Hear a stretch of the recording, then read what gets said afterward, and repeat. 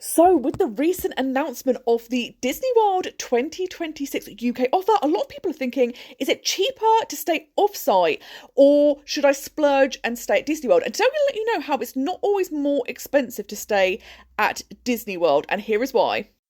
When you're staying off-site, sometimes there are hidden fees you need to consider. These could be things like resort fees, which are for things like Wi-Fi or gym. So even if you don't use them, you will be charged a resort fee each day of your stay. You also may have local taxes and county taxes. This could be up to 12.5%. And then there's things like if there's a shuttle bus, it may be free, but it may be paid for.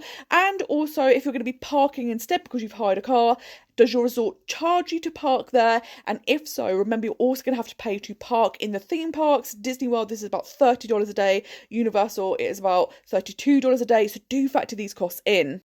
If you do have a shuttle bus, something else to look up before you commit to staying there is what are the times of the shuttle buses, because oftentimes you will find they are very restricted. I've seen some hotels offer, we have a free shuttle, and you think fantastic, and then the first bus of the day is 10 a.m, the last bus of the day is 3 p.m. These are times no one wants to be going to Disney, so because of that people end up spending out so much money on Ubers that they weren't expecting to pay for, and it eats into their budget massively. So do check this out so that you don't get caught out.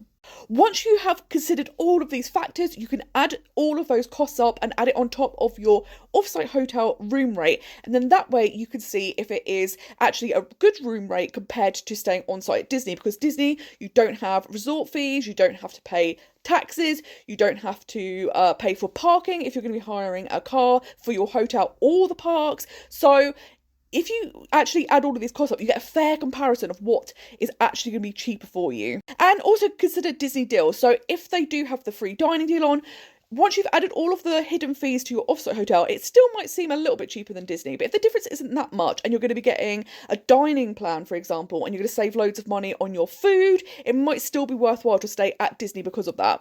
Are you thinking about going to Disney World next year? Are you going to be using the UK 2026 free dining offer? Do you like to stay on site? Is it one of those, once you stay on site, you can't go back to staying off site? Or do you prefer staying off site and then maybe visiting other places in Orlando as well? Let me know in the comments.